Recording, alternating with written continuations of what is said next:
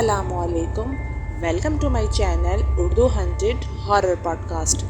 तमाम video updates के लिए उर्दू हंटेड हॉरर पॉडकास्ट को सब्सक्राइब करके बेल नोटिफिकेशन को ऑन कर दें। आइए सुनते हैं आज बिल्कुल एक सच्चा वाक़या जो कि किसी की ज़िंदगी पे बीती एक सच्ची नाकाबिले यकीन और पुरस्कार वाक़या है जिस पे बीतता है उसी की ज़बानी।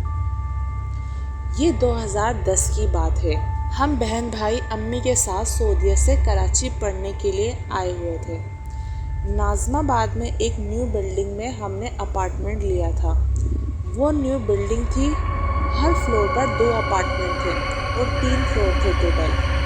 हमारे पड़ोस में एक अंकल आंटी रहते थे। उनका बेटा भी आउट ऑफ कंट्री जॉब करता था। एक न्यू अहले तशी फैमिली हमसे ऊपर वाले फ्लैट में शिफ्ट हुई थी। उनके 2 छोटे बच्चे थे।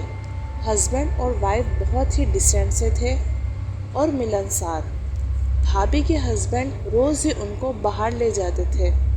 खैर उन दिनों लाइट बहुत ज़्यादा जाया करती थी और मैं जॉब करती थी तो मुझे अक्सर घर आते हुए देर हो जाया करती थी। अम्मी ने बताया कि ऊपर भाभी के घर से रोने की आवाज़ आती है। एक दिन लाइट गई, कोई 1 बजे का वक्त था रात का। ज़ोर ज़ोर से रोने और चीखने की आवाज़ आई। मेरा भाई उठ के बैठ गया और कोशिश करने लगे सुनने की कि एकदम दरवाज़ा नॉक हुआ। आंटी आई कि आए है ये कौन रो रहा है ऊपर। फिर उन्होंने कहा कि आओ डक पर चलते हैं और सुनते हैं। हमने डक खोली क्योंकि उनका घर ऊपर था। मेरा भाई और आंटी, उनको बहुत हंसी भी आ रही थी हरकत करते हुए, लेकिन हम सुनना भी चाह रहे थे।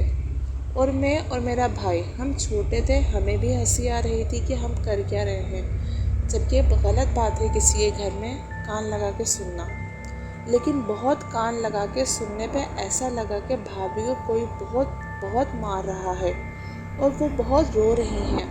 हम सुन ही रहे थे कि हमारे कान के पास अचानक से बहुत ही खौफनाक 3 से 4 आवाज़ मर्द और औरत की मिक्स एक साथ किसी ने कहा, क्या सुन रहे हो, साया है उस पे।